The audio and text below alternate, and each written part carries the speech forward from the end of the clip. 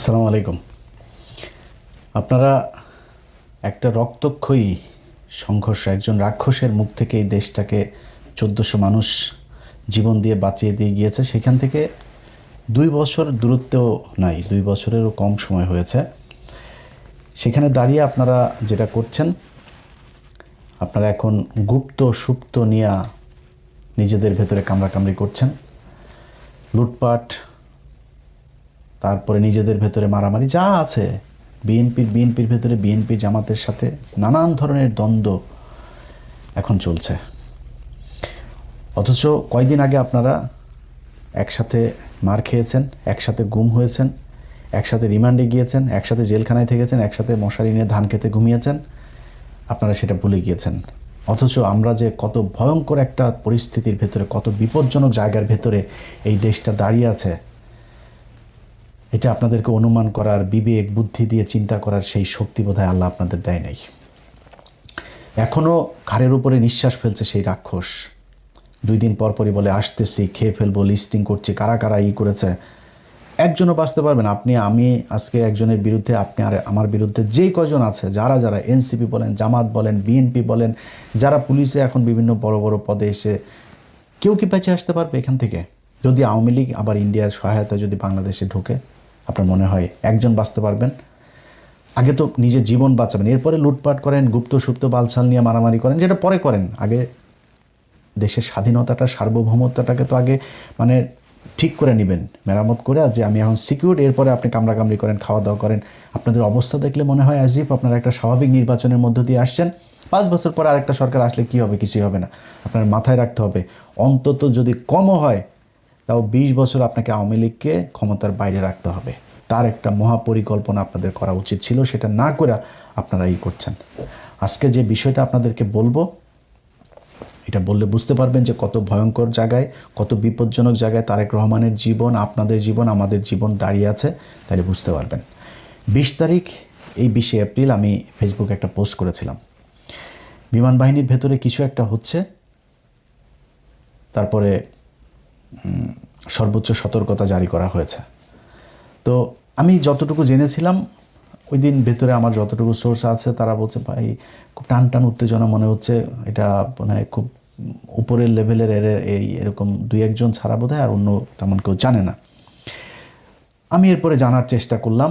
এর মাঝখানে 23 তারিখে একটা নিউজ দেখলাম।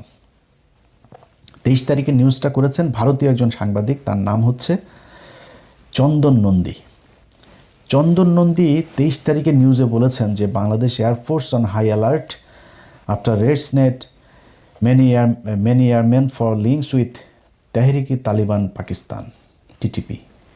আচ্ছা, এই নিউজের ভেতরে তিনি বিস্তারিত লিখে দিয়েছেন কি হয়েছে ওই রাতে, তারপরে আগে পরে কি ঘটছে, সেনা বিমান বাহিনীর ভেতরে তেহরিকি তালিবানের কি বিশাল বিস্তৃতি ঘটেছে, কতজন সেখানে ট্রেন আপ হয়েছে, কতজনকে, 2 জনকে ধরা হয়েছে, গ্রেপ্তার করা হয়েছে, 10 জনকে আটক করা হয়েছে জিজ্ঞাসাবাদের জন্য, আরও 10 জন পালিয়েছে, সব বিস্তারিত বলে দিচ্ছে। অথচ সে তার এই খবরের ভেতরেই বলছে যে BF headquarters in Dhaka has shied away from even acknowledging the raids and consequent arrest, detention and escapes.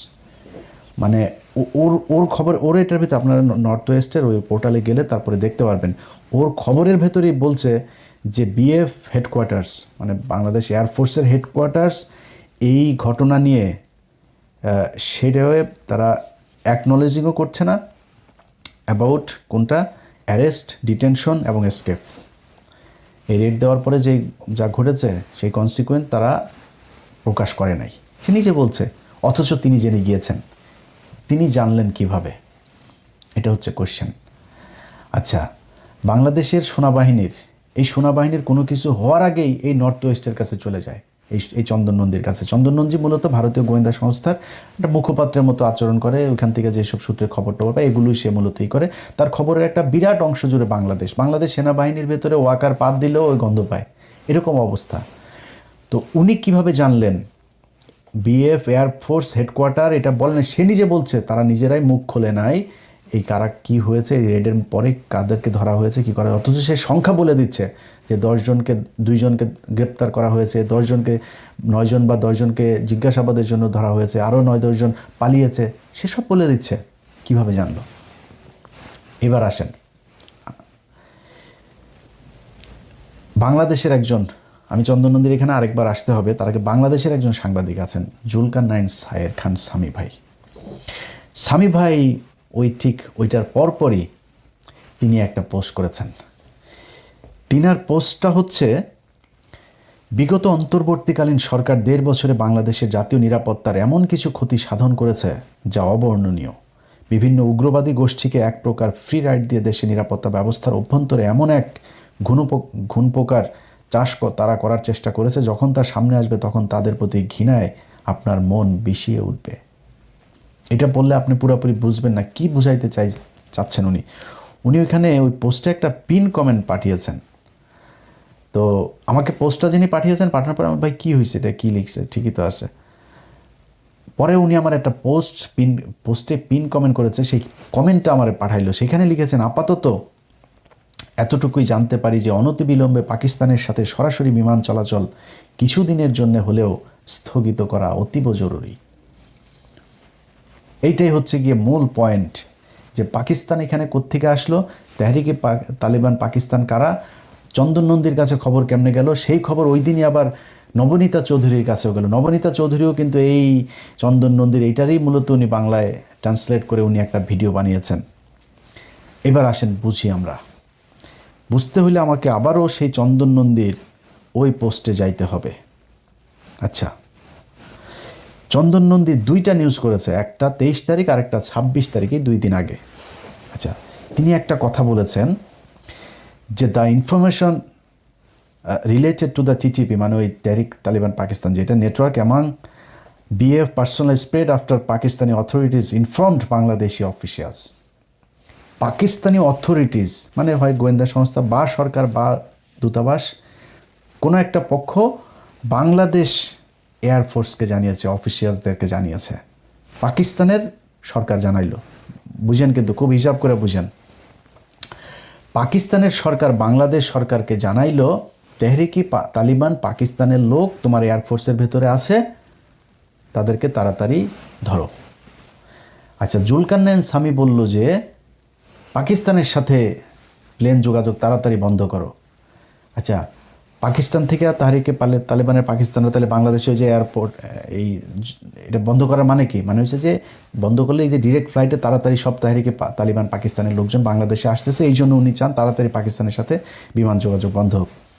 এবার আমরা চলেন বুঝি তেহরিকি তালিবান পাকিস্তান এরা আসলে কারা। এটা বুঝলে আপনি বুঝবেন আসল ঘটনাটা কি। তেহরিকি তালিবান পাকিস্তান কয়েকদিন আগে 2টা ছেলে এদের সাথে গিয়ে যোগ দিয়েছিল, পাকিস্তানের মিলিটারির সাথে যুদ্ধ করেছে। একজনের নাম ফয়সাল, আরেকজনের নাম জুবায়ের। ফয়সাল এবং জুবায়ের 2জনই বাংলাদেশি নাগরিক, কিন্তু পরে জানা গেল 2জনই হিন্দু মুসলমান নাম দিয়ে তারপরে তারা সেখানে গিয়ে এদের সাথে যুক্ত হয়েছে। সেটা নিয়ে যদিও এই সরকারের খুব বেশি বিশ্লেষণ এটা নিয়ে আমাদের কোনো কিছু জানানো হয়নি, খুব গোপনীয়ভাবে রাখা হয়েছে। বরং পাকিস্তান যতটুকু সম্ভব তারা সেটাকে প্রচার করেছে, এবং পাকিস্তান মাঝখানে বাংলাদেশের সাথে ভিসা প্রক্রিয়া খুব সহজ করেছিল। এখন কিন্তু ওদের এখানে যাইতে গেলে আবার কয় টাকা ফি দেওয়া, একটা বিরাট তৈরি করেছে তারা। তো আমি কিছু রোগী আপনার থাইল্যান্ড, তারপরে চীন, আমার পরিচিত একজন, তারা এরকম পাঠায়। পাকিস্তানেও কিছু রোগী পাঠানো হয়েছে। পাকিস্তানের ট্রিটমেন্টের ব্যবস্থা কিন্তু খুব ভালো, আপনারা খুবই মানে অল্প খরচে খুব ভালো মানের চিকিৎসা পাইতে পারেন। তো আমি কিছু লোকজনকে পাঠিয়েছিও আমার ওই এজেন্সির মাধ্যমে। তো ওরা আমারে বললো যে ভাই এখন ভিসার ইয়েটা একটু কড়াকড়ি করেছে। তো তারা আবার এমবেসির সাথে কথা বলে জানলো যে আমাদের দেশ থেকে জঙ্গি যাচ্ছে পাকিস্তানে, গিয়ে সেখানে পাকিস্তানের ভেতরে অভ্যন্তরীণ এই শৃঙ্খলা নষ্ট করছে। এই তেহরিকি তালিবান পাকিস্তান শ্রীলঙ্কার যে বাসে হামলা হয়েছে সেটার সাথে জড়িত, ক্রিকেট দলের উপরে হামলা হলো না, ওটার সাথে জড়িত। কয়েকদিন আগে পাকিস্তানের নিরাপত্তা বাহিনীর সাথে যে গ্যাঞ্জাম হইলো সেটার সাথে জড়িত। এইটারে বুঝতে হইলে যে তেহরিকি তালিবান পাকিস্তান কেন পাকিস্তানের সাথে লাগে, এটা বুঝতে হইলে, এটা কারা, এটা বুঝতে হইলে আপনাকে কয়েকদিন আগে যে আফগানিস্তানের সাথে পাকিস্তানের যুদ্ধ হইল না, আপনারা অনেকেই অবাক হন না যে পাকিস্তান কেন আফগানিস্তানের সাথে, আফগানিস্তানের লোকজনরা এইভাবে ওই পারে বোমা বর্ষণ করে। কারণ হচ্ছে তেহরিকি তালিবান পাকিস্তান, এই টিটিপি হচ্ছে রয়ের তৈরি করা আফগানিস্তানের একটা বাহিনী। তালেবানদেরই একটা অংশ, তারা রয়ের সাথে মিলে মোটা অঙ্কের টাকা দিয়ে এদেরকে আপনার তৈরি করা হয়েছে পাকিস্তানের বিরুদ্ধে যুদ্ধ করার জন্য। এখন ওরা উর্দুতে কথা বলে, ওরা বেলুচ ভাষায় কথা বলে, ওরা দাড়ি টুপিওয়ালা, ওরা পাকিস্তানের মতো দেখতে। ওরা আমেরিকার সাথে আফগানিস্তানের যুদ্ধ শুরুর পর থেকে 20 বছর ধরে প্রায় 10 লক্ষ আফগানি পাকিস্তানিরা জায়গা দিয়েছে। তাদের এখন ওইখানে দোকানপাট আছে, তারা এখানে থাকে খায়। পাকিস্তান তাদেরকে নাগরিকত্ব দিয়েছে, কিচ্ছু বলে না। ওদেরকে দিয়ে পাকিস্তানের বিরুদ্ধে যুদ্ধ করাইতে খুব সুবিধা হয়। এই জন্য এদেরকে ট্রেন আপ করেছে, করে তারপরে তাদের সাথে যুদ্ধ করায়। আপনারা এই পর্যায়ে এইটুকু বুঝেন যে তেহরিকি তালেবান পাকিস্তান টিটিপি হচ্ছে পাকিস্তানের রাষ্ট্রের বিরোধী একটা জঙ্গি সংগঠন। এই যে মাঝে মধ্যে বোমা টোমা ফুটায়, এরা ওদের বিরোধী। যেই কারণে পাকিস্তানের সরকার বাংলাদেশ সরকারকে বলেছে যে তোমরা তাড়াতাড়ি তৎপর হও, এই তেহরিকি তালিবান পাকিস্তান এটা রয়ের সংগঠন, এরা তোমাদের ভেতরে ঢুকেছে। এইবার কোশ্চেন হচ্ছে, তেহরিকি তালিবান পাকিস্তান বানাইলো পাকিস্তানের সাথে যুদ্ধ করার জন্য পাকিস্তানের ভেতরে, কিন্তু আমাদের দেশে কেন পাঠিয়েছে? এইটা হচ্ছে গিয়ে মূল বিষয়। এটা বুঝতে পারবেন যে আপনি কত বিপদে আছেন, আপনার তারেক রহমান কত বিপজ্জনক জায়গায় দাঁড়িয়ে আছে, আমার পুরো দেশের সার্বভৌমত্ব কতটা বিপজ্জনক জায়গায় দাঁড়িয়ে আছে। বাংলাদেশের এই এয়ারফোর্সের ভেতরে তাদের এইটা ঢুকানোর পেছনে গেল 6 মাস ধরে তারা কাজ করছে। আপনারা ওর আর্টিকেলটা পড়লেই সব দেখতে পারবেন। সেখানে 6 মাসেরও বেশি সময় ধরে তারা কাজ করছে। আপনার জহুরুল ইসলাম যে এয়ারবেজ আছে চিটাগাংয়ে, সেখানে মসজিদের ইমামকে এই তেহরিকি তালিবান পাকিস্তানের একজন এজেন্টকে ঢোকানো হয়েছে। মসজিদের ইমাম সে। এখন বাংলাদেশকে কেন টার্গেট করা হলো সেটা বুঝতে কয়েকদিন আগে ভারতের আরেকজন সাংবাদিক আর একজন সেনাবাহিনীর কর্মকর্তা, রিটায়ার্ড একজন কর্মকর্তা, দুইজন একটা কথা বলেছিল যে তারেক রহমান ভারতের সাথে যে কথা দিয়ে বাংলাদেশে ঢুকেছিল লন্ডন থেকে, সেই কথা তারেক রহমান শুনছেন না। এটা কিন্তু সত্যি কথা। তারেক রহমান ভারতের সাথে তার একটা মিটিং হয়েছে, একটা না একাধিক মিটিং হয়েছে তার, এবং সেখানে সে এই কথাগুলো বলে এসেছে যে হ্যাঁ আমরা তোমার কথা শুনবো। এখন আপনি বলবেন তারেক রহমান কি তাহলে খারাপ কাজ করেছে, এটা মানবেন না? তারেক রহমান খারাপ কাজ করে নাই। এর কারণ হলো গিয়া, খালেদা জিয়া যখন 111 সরকারের সময় জেলে ছিল, শেখ হাসিনার আগে এই জেনারেল মাসুদ টাসুদেরা আগে গিয়েছিল খালেদা জিয়ার কাছে যে ম্যাডাম আমরা আপনাকেই চাই ক্ষমতায় আনতে, আমাদের এই 111 সরকারের এই জিনিসগুলো আপনি ইমডিউনিটি দিবেন এবং আমাদের এই জিনিসগুলো মেনে নেবেন। খালেদা জিয়া তো একরকম মানুষ, যেসব দানায় পানায় বুঝে না। ওর সাথে তোমার কাজ ক্যান্টনমেন্টে, তুমি এখানে রাজনীতি করতে আসছো কেন? এটা তোমার কাজ, যাও বেরো, একদম স্ট্রেট কাট বের করে। এগুলো আপনার এই যে প্রণব মুখার্জির বইতেও লেখা আছে। খালেদা জিয়া মানে নেয়, না মানাতে কী হয়েছে, 111 পুরো ক্রেডিট উপভোগ করেছে শেখ হাসিনা। সে ক্ষমতায় আসলো, ইন্ডিয়ার কথা শুনলো, শুনে তারপরে খালেদা জিয়া শুনে নাই। খালেদা জিয়া ওই দিন যেটা করতে পারতো, ওদের কথা শুনে ক্ষমতায় এসে তারপরে বিট্রে করতে পারতো। তারেক রহমান ঠিক ওইটাই করেছে আমার বিশ্বাস। তারেক রহমান তাদেরকে বলেছে হ্যাঁ ঠিক আছে আমরা এইভাবে, কী চেয়েছে ভারত চেয়েছে, মানে আমি কেন বলছি যে তারেক রহমান ঠিকটাই করেছে সেটারও প্রমাণ দিচ্ছি আপনারা।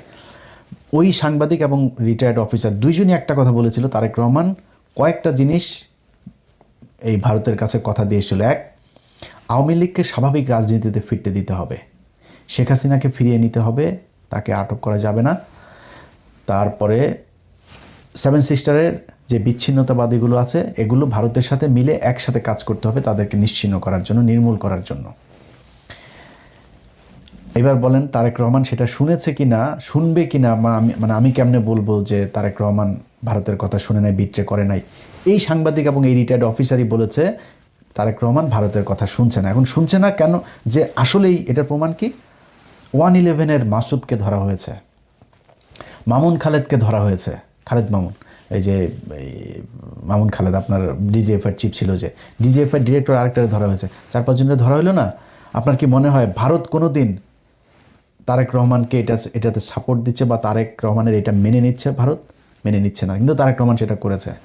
আচ্ছা, আইপিএলের খেলা বাংলাদেশে নিষিদ্ধ করেছিল ইউনূস সরকার, তারেক রহমান সেটা বহাল রেখেছে।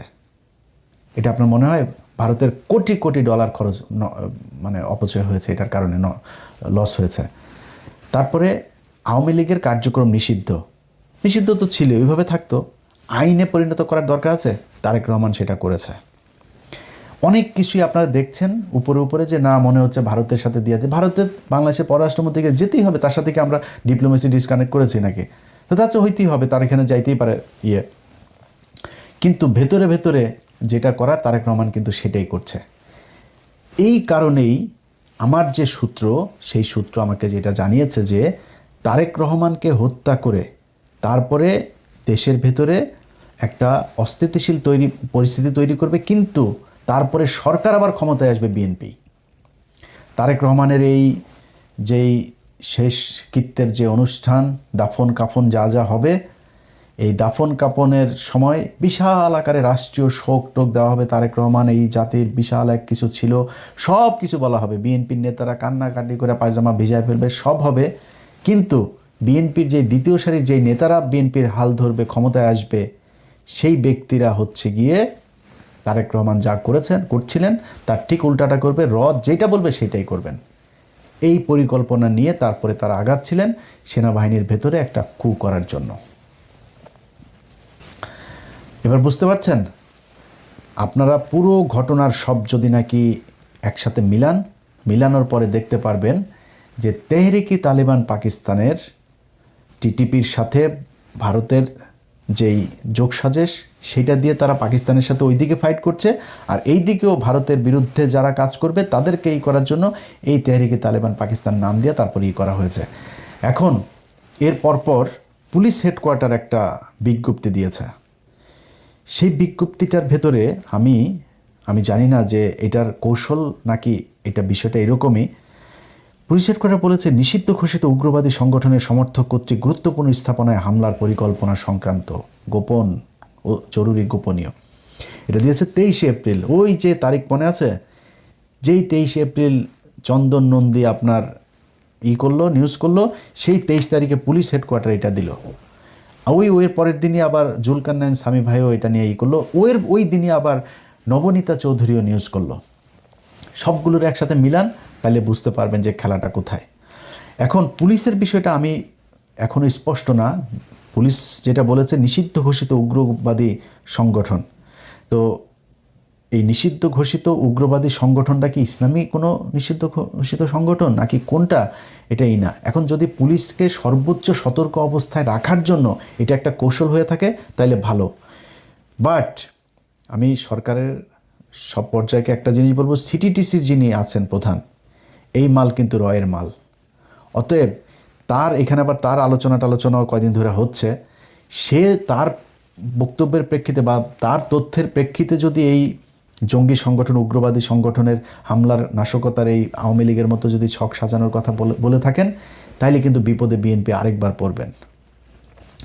আপনারা আব্দুর রহমান, বাংলা ভাই, এই খালেদা জিয়া তাদেরকে বিচার করেছে, এই খালেদা জিয়ার সব জঙ্গিদেরকে ধরেছে, অথচ সেই জঙ্গির সব আপনার কনসিকুয়েন্স পোহাইতে হয়েছে কাদেরকে? এই তারেক রহমান আর খালেদা জিয়াকে। বিএনপি এখন পর্যন্ত আমেরিকায় নিষিদ্ধ আপনার জঙ্গি সংগঠন, সন্ত্রাসী সংগঠন। তো আপনাদের যদি নাকি এখন এই মুহূর্তে যদি এই জঙ্গিদের নাম দিয়ে যদি আপনারা অভিযান পরিচালনাও করেন, না করে যদি সেইটারে নির্মূলও করেন, এটা যদি অ্যাকনলেজ করেন যে হ্যাঁ আমরা এটা মেনে নিলাম, এই দেশে জঙ্গি আছে, আমরা জঙ্গি মারছি, এটাও কিন্তু আপনাদের বুমেরাং হবে। মানুষ জানবে, পৃথিবীর অন্য দেশগুলো, বিদেশিরা জানবে যে বাংলাদেশে এই যে এতদিন ভালো ছিল, এখন তারেক রহমান আসার পরে এই যে জঙ্গি আবার বেড়ে গিয়েছে। সো আপনাকে সরাসরি স্বীকার করতে হবে তারেক রহমান যে আপনার শত্রু কারা। এই টিটিপির নামে এই দেশে আপনাকে হত্যা করার জন্য, বাংলাদেশে অস্থিতিশীল পরিস্থিতি তৈরি করার জন্য এই করেছে, এটা পৃথিবীকে জানাইতে হবে। যদি আপনি আবারও সেই জঙ্গি খেলা, শেখ আব্দুর রহমান ইসলামের কেউ না, বাংলা ভাই ইসলামের কেউ না, কিন্তু তাদেরকে ইসলামী জঙ্গি সংগঠন হিসাবে আপনি করেছেন। আপনার তখনই কন্ডেম করা উচিত ছিল যে না, এরা মুসলমান, এটা করে না, ইসলাম কোরআন হাদিস এটা বলে নাই কখনোই, এদেরকে আমরা মুসলমান ইসলামী সংগঠন মনে করি না। আজকে তেহরিকি তালিবান পাকিস্তানের আপনি ইসলামী সংগঠন মনে করবেন? যারা প্রতিদিন পাকিস্তানে এইখানে ওইখানে বোমাবাজি করে, পাকিস্তানের সাথে যারা মারামারি করে, যারা পাকিস্তান আফগানিস্তান দুইটা দেশের ভেতরে এরকম যুদ্ধ বাঁধিয়ে দিয়েছে, তাদেরকে আপনি মুসলমান মনে করবেন?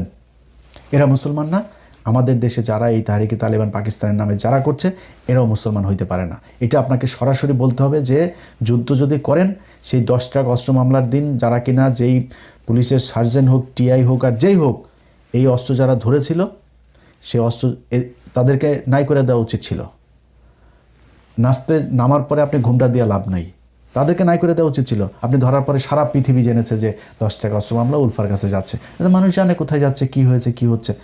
আজকে আপনি যদি নাকি আসলেই ভারতের সাথে খেলতে চান তারেক রহমান, আপনাকে প্রকাশ্যে ঘোষণা দিতে হবে এই দেশের প্রতিটা মানুষ আপনার জন্য জীবন দেওয়ার জন্য প্রস্তুত আছে। আমি ইলিয়াস হুসাইন বললাম, আমি নির্বাচনে আপনার বিরোধিতা করেছি, সামনের বার নির্বাচন হইলে সামনের বারও হয়তো আপনার বিরোধিতা করব। বাট যদি দেখি আপনি ভারতের কারণে কোনো সিকিউরিটি ইস্যুর মধ্যে আছেন, নিরাপত্তা ঝুঁকিতে আছেন, আপনার কোনো সহায়তা লাগবে, আপনার জন্য জীবন দিতে হবে, আমি বাংলাদেশের নাগরিক হিসাবে আমি সবার আগে আপনার জন্য জীবন দিতে প্রস্তুত আছি। আপনি বাংলাদেশের, আমরা একটা জেনারেশন তৈরি করেছি, যে জেনারেশনের 18 কোটি মানুষ খালি আওয়ামী লীগের এগুলো বাদে আর হিন্দুদের ভেতরেও একটা বিশাল অংশ এই ভারতের বিরুদ্ধে যুদ্ধ করার জন্য প্রস্তুত আছে। সো আপনাকে ঘোষণা দিতে হবে যুদ্ধটা কি বেঁধেছে, কাদের সাথে যুদ্ধ, এটা আপনাদের বলতে হবে। না হইলে এই যে স্বামী ভাইয়ের মতো এরকম কিছু লোকজন, চন্দন নন্দীর মতো এদের এরকম কিছু লোকজন কি করবে, একটা ঘটনাকে অন্যদিকে, পুরো ঘটনাটা হইল গিয়া পাকিস্তান আমাদেরকে বাঁচাইলো, পাকিস্তান তাদের গোয়েন্দা সংস্থা আমার দেশের সেনাবাহিনীর বালবাহিনীর এরা খবর পায় না, পাকিস্তানি গোয়েন্দা সংস্থা আমাদেরকে জানাইলো, তারেক রহমানের জীবন বাঁচাইলো, সরকার পতন ঠেকাইলো। অথচ আমরা এখন বলছি কি বিমান চলাচল নিষিদ্ধ করতে হবে পাকিস্তানের সাথে। পাকিস্তানকে বাংলাদেশের সব ধরনের সিকিউরিটি, তারেক রহমানের সিকিউরিটি পর্যন্ত পাকিস্তান থেকে নেওয়া উচিত, চীন থেকে নেওয়া উচিত, আমেরিকা থেকে, টার্কি থেকে, যারে দরকার হয়। ভারতকে আপনার মোকাবেলা করার জন্য যেটা দরকার হয় আপনি সেটা করতে হবে। আমার কোনো সমস্যা নেই, আমেরিকার সাথেও কোনো সমস্যা নেই, চীনের সাথে নেই, পাকিস্তানের সাথে নেই, টার্কির সাথে, কারোর সাথে নেই। আমার সমস্যা ভারতের সাথে, এটা আপনাকে বুঝতে হবে।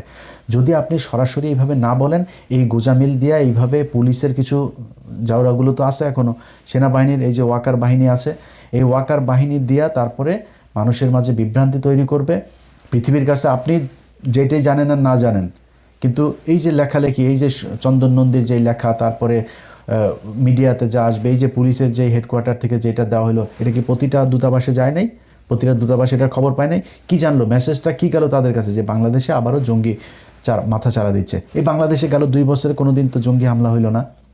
হাসিনা না থাকলে নাকি এই দেশে জঙ্গি দিয়ে ভরে যাবে, কই জঙ্গির কোনো কিছু তো আমরা দেখলাম না, এখনও তো জঙ্গি নাই। এত মানুষ মারলেন, সেই মানুষগুলোর যে খামাখা মারলেন, মানুষগুলো তো নিষ্পাপ, নির্দোষ মানুষগুলোকে জঙ্গি বানায় তারপরে করা হলো।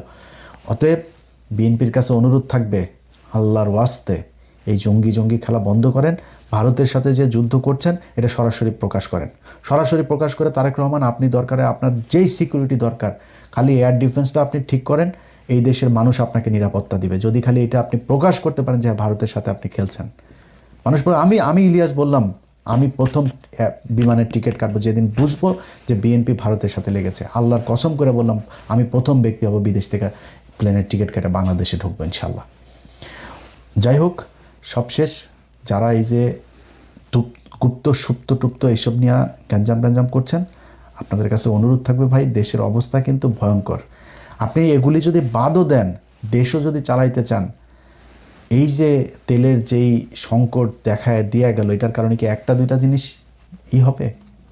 আপনার ফসল নষ্ট হয়েছে, পাট নষ্ট হয়েছে, ধান নষ্ট হয়েছে, ঝড়ে সারা দেশে কালবৈশাখী ঝড় চলছে, এটাতে ব্যাপক ক্ষয়ক্ষতি হয়েছে। সামনে খাদ্য সংকট দেখা দিবে। তেল আপনারা কতদিন এই বেশি দামে কিনতে তার কোনো ঠিক নেই। সামনে আপনি কার কাছ থেকে কে আপনারা তেল দিবে, কার কাছ থেকে নিতে পারবেন, কোন দিক থেকে কী করবেন, আপনার সেগুলির কোনটা কি ঠিক করা হয়েছে জানি না। ভয়ঙ্কর অবস্থা। আপনি বিরোধী দলের সাথে সুপ্ত গুপ্ত কারে নিয়ে একটা পোস্ট করছে, সেটা নিয়ে, আরে ভাই পোস্ট এগুলি আওয়ামী লীগের সারাদিন কাজ, এদের এগুলো নিয়ে এখন গ্যাঞ্জাম বাঁধান। মনে করেন শিবিরের কেউ একজন করছে, কি হয়েছে রে ভাই, জাইমা রহমানের নিয়েই মনে করেন বললো, আপনারা এখন জাইমা রহমানের নিয়ে বলার পরে এত আপনার কষ্ট লেগে গেছে। এই জাইমা রহমানের একজন মন্ত্রী, সিটিং একজন মন্ত্রী, এই যে মুরাদ কি বলেছিল, এই মন্ত্রী বলেছে জাইমা রহমানের ব্যাপার যা মনে চায় তাই খারাপ ভাষায় কথা। ওই তখন মন্ত্রীর বাসায় গিয়ে তো হামলা করতে পারেন নাই? তখন তো আপনাদের এত দেশপ্রেমিক জাইমা প্রেমিক লোকগুলির আমরা রাস্তায় দেখলাম না। তারেক রহমানকে এত ভালোবাসেন, তারেক রহমানের মারে এইভাবে 2টা বছর জেলখানায় রেখে মেরে ফেললো, ট্রাক দিয়ে আটকায় রাখলো, এত ভালোবাসা, এত শক্তি কই ছিল সেদিন আপনাদের? একটু দেখাইতেন, তাহলে তো খালেদা জিয়ার জেলখানায় গিয়ে মরতে হয়। খালেদা জিয়াকে মারা গিয়েছে নাকি, তারা হত্যা করা হয়েছে। অতএব একটু ধৈর্য ধরেন। বিরোধী দল একটা কাজ করছে, ওকে, বিরোধী দল যতটুকু সহনশীলতা দেখাচ্ছে এটা রেসপেক্ট করেন। তারা তো আপনার সরকার পতন করতে যাইতে চায়নি। তারা সংসদে দাঁড়ায় তারপর বলছে যে এই জ্বালানির সংকট, এটা এই সরকারের সংকট না, এটা বৈশ্বিক সংকট। আর কি বলবে একটা সরকারকে, একটা বিরোধী দলের চেয়ে বেশি আর কি বলবে? ধৈর্য ধরেন, খুব সাবধানে প্রতিটা স্টেপ ফেলতে হবে।